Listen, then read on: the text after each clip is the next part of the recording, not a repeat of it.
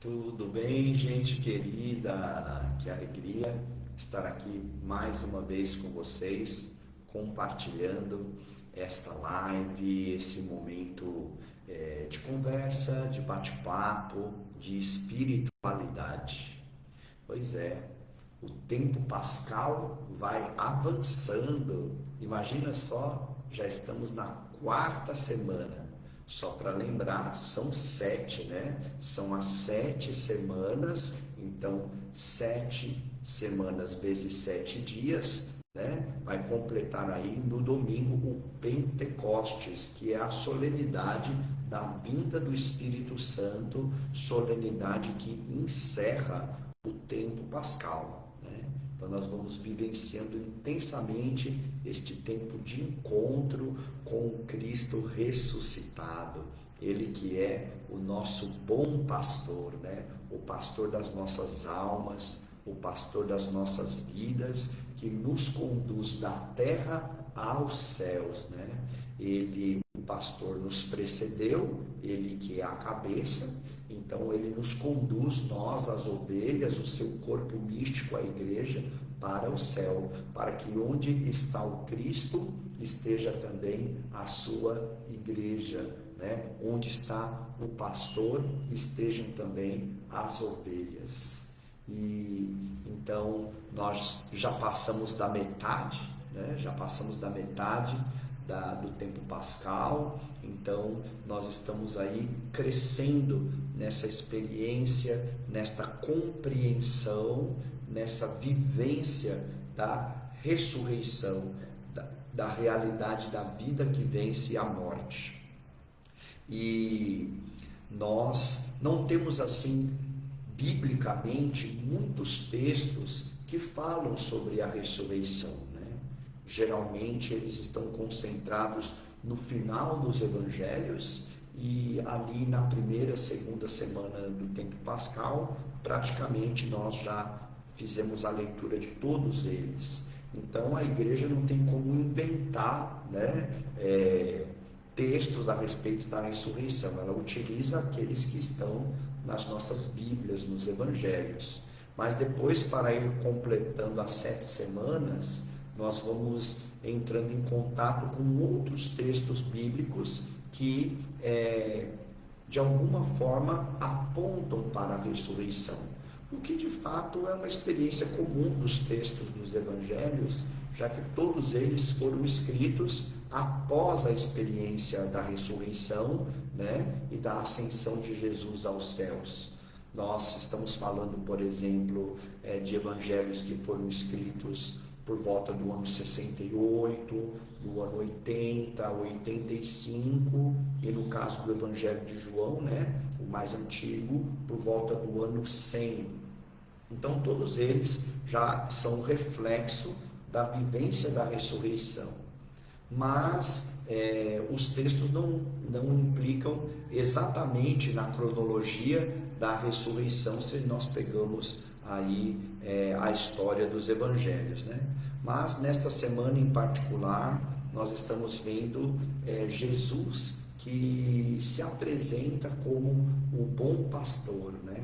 O bom pastor que dá vida pelas suas ovelhas, o bom pastor que conduz as suas ovelhas, que caminha à sua frente, né? Protegendo dos perigos, dos lobos, dos ladrões, dos assaltantes, né?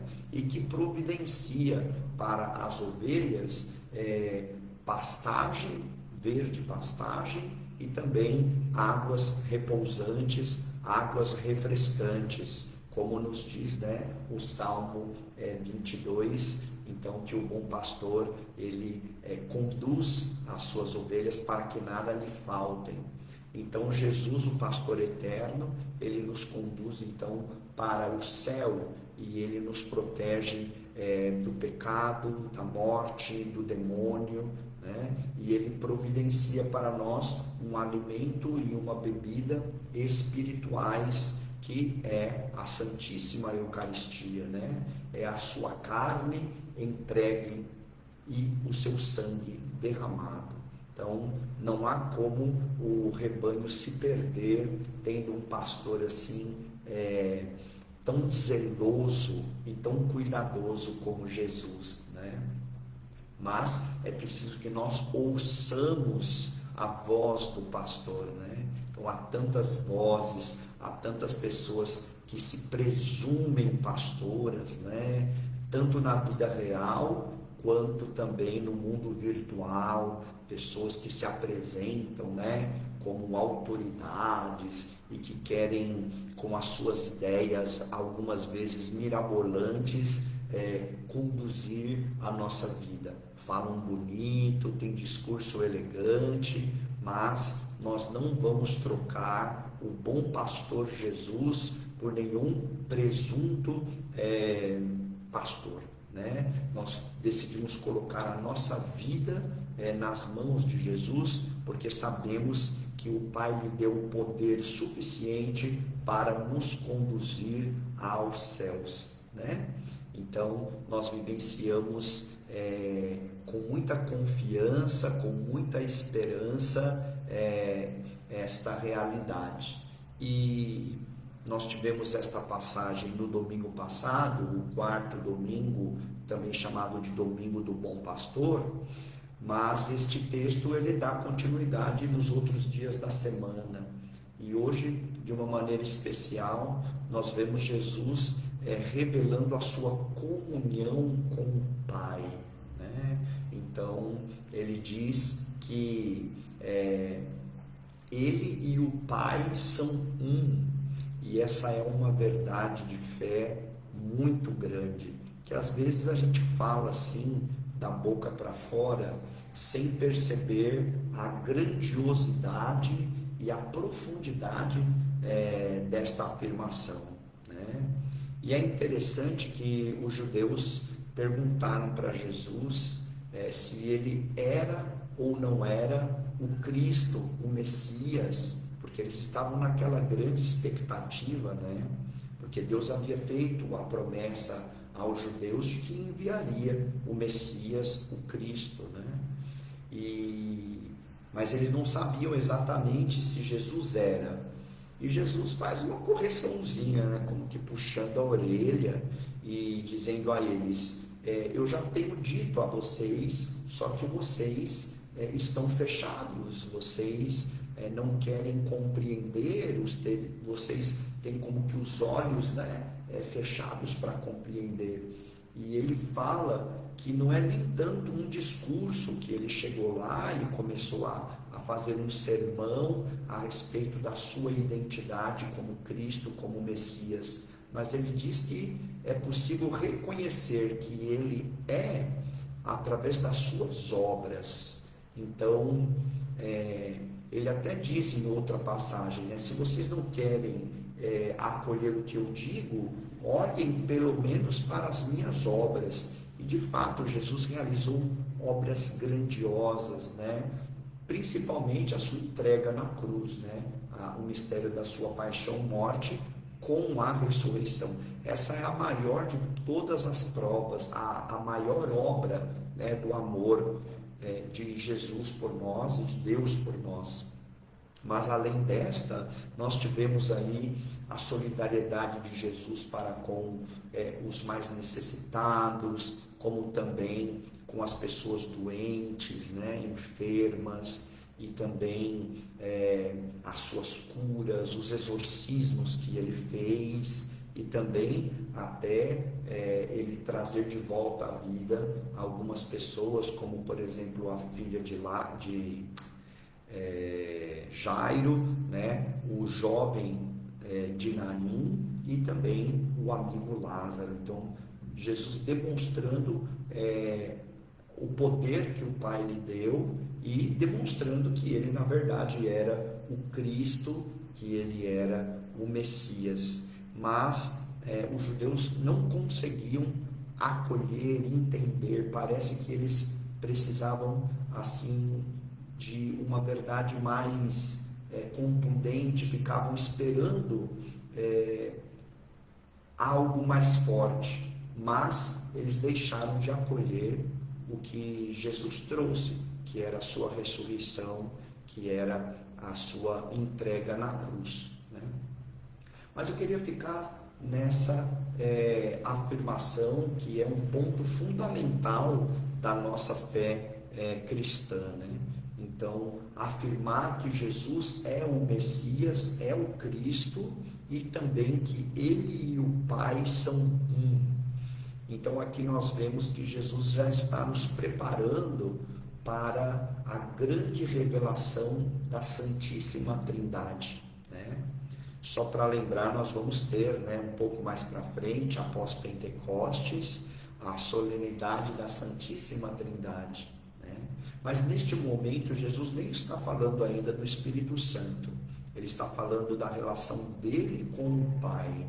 Então, há uma unidade entre ele e o Pai, né? Em outra passagem, Jesus vai dizer, né, quem me vê, vê o Pai. E aqui nós estamos falando não de algo simbólico, mas de algo real. Então, é a natureza divina de Jesus. E isso para os judeus foi um grande escândalo, né? Como eles poderiam compreender que Jesus, né, humanizado, era Deus, o Filho de Deus encarnado. Então, para eles isso foi uma verdade muito chocante. E nós precisamos pensar também, né, se nós compreendemos esta frase que às vezes nós dizemos, que sai dos nossos lábios: ah, Jesus é o Filho de Deus, Jesus é Deus. Essa é realmente uma verdade muito profunda. É preciso que a gente saboreie, né, o que estamos dizendo, o que estamos afirmando, para que não sejam palavras frias, palavras levadas pelo vento, mas que seja fruto de uma experiência pessoal e também de uma revelação que vem do céu. Então, nós precisamos pedir, né, ao Espírito Santo para que ele venha confirmar ao nosso coração esta verdade da divindade de Cristo, né? Então, assim como o Pai é Deus, o Filho é Deus, né? Então, o Filho participa da divindade do Pai. Então, o Filho e o Pai são da mesma natureza divina, né? Então, para nós, Jesus é o Deus encarnado, é o Deus que se faz homem para a nossa salvação, né? E nós não dizemos isso apenas da boca para fora, mas ou então como robôs ou papagaios que ficam repetindo coisas sem a devida consciência. Não, precisamos contemplar a vida de Cristo, as obras de Cristo e chegar a esta conclusão, com convicção, né? E transmiti-la também, né, com coragem, com dinamismo, com ousadia, porque de fato quem conhece a Cristo tem que falar de Cristo, né? A gente não tem como guardar apenas para nós esta verdade tão profunda de fé que é a divindade de Jesus, né? Inclusive isso faz com que o dom, o sacrifício dele na cruz adquira novos contornos, né? Porque então ali na cruz estava o mesmo Deus, né? Deus Filho, Deus encarnado, que estava fazendo ali um grande sacrifício de reconciliação da humanidade, que estava redimindo a humanidade com o seu sangue derramado. Então, que nós, neste tempo pascal, possamos crescer nessa experiência e nesta convicção. O Cristo ressuscitado é Deus com o Pai. Ele e o Pai são um, né? E hoje a leitura dos Atos dos Apóstolos vai nos falar da chegada da fé cristã em Antioquia, que foi um lugar onde floresceu muito a fé cristã, né? Também não poderia ser diferente, Porque os grandes evangelizadores daquela região foram ninguém mais, ninguém menos do que os apóstolos Barnabé e Paulo, né? Então, eles passaram ali 1 ano e meio dedicando à pregação, à catequese, né, à doutrina. Então, deixando com que aquela comunidade tivesse uma fé profunda, uma fé enraizada.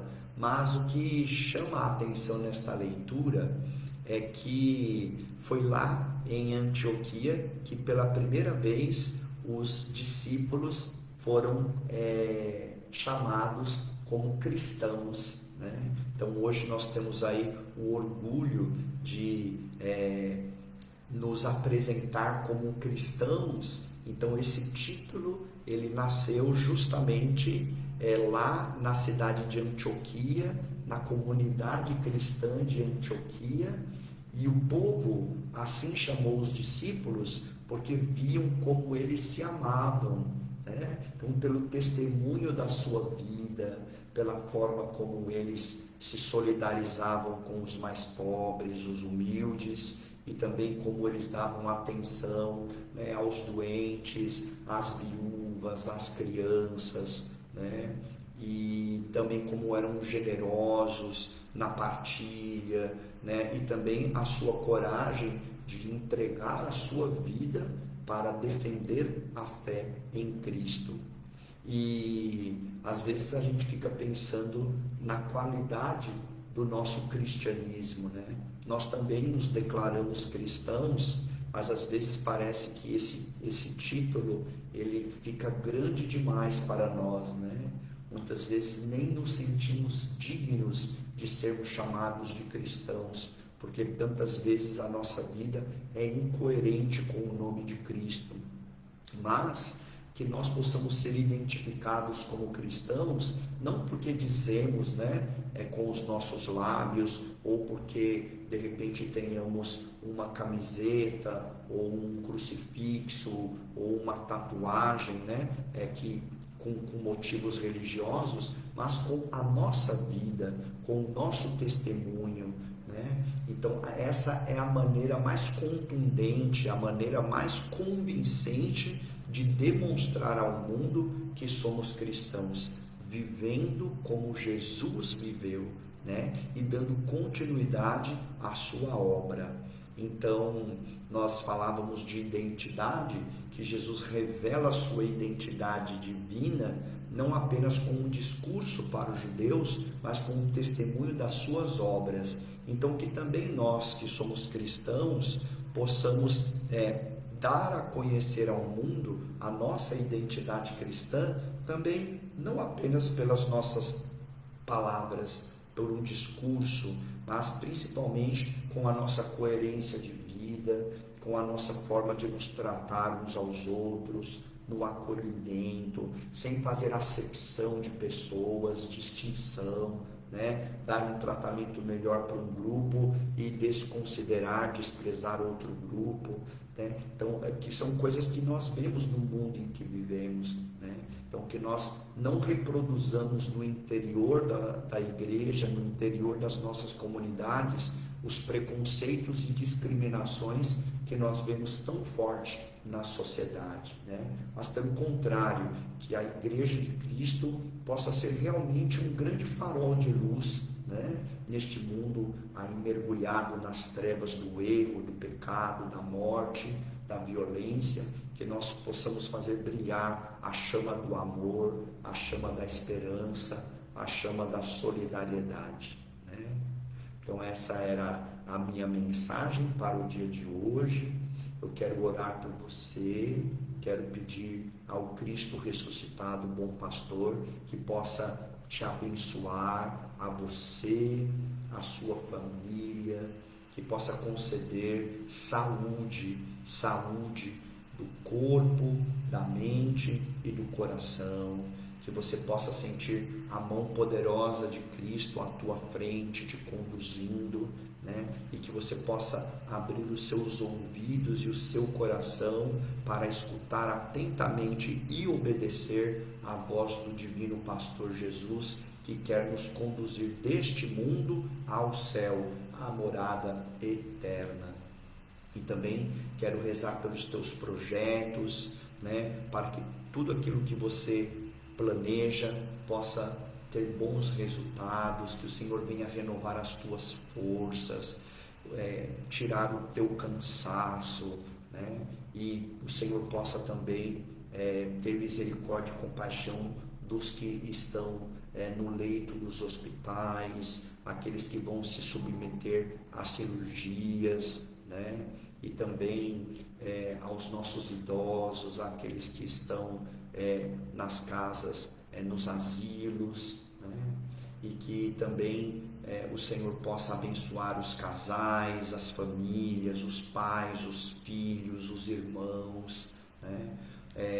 Domingo passado foi o Domingo do Bom Pastor, também era uma oportunidade de rezar pelas vocações. Então aproveitamos neste momento, em primeiro lugar, para agradecer a Deus por todas as vocações na igreja, né? E de uma maneira especial pelos leigos comprometidos nas comunidades pastorais e movimentos, para que Deus lhes dê muita perseverança neste trabalho tão importante que realizam. Mas também rezar pela perseverança dos seminaristas, né? E também daqueles que estão nos conventos, as religiosas, religiosos, e claro, rezar pelo clero, né? Os nossos diáconos, os presbíteros, os bispos, e pelo nosso querido Papa Leão também, né? Rezar pela paz no mundo, que cessem as guerras, que a gente possa voltar a viver em harmonia, porque foi para isso que Deus nos criou, né? Então, que Nossa Senhora, Mãe de Deus e nossa Mãe, também possa nos guardar debaixo do seu manto de amor, nos proteger, né? Nos colocar no seu colo de mãe, nos ajudar a sermos obedientes ao seu Filho e fazer tudo o que Ele nos disser. E que os anjos de Deus, né, possam vir acampar ao nosso redor, especialmente o anjo da saúde, da prosperidade, o anjo do amor, da paciência, né, que possam assim sempre tranquilizar o nosso coração e nos preparar para toda boa obra. Eu encerro então agradecendo a sua companhia e me despeço com a bênção. Que desça e permaneça sobre você, sobre a sua família, sobre o seu trabalho, a bênção do Deus Todo-Poderoso, em nome do Pai, e do Filho, e do Espírito Santo. Amém. Valeu, gente. Até a próxima.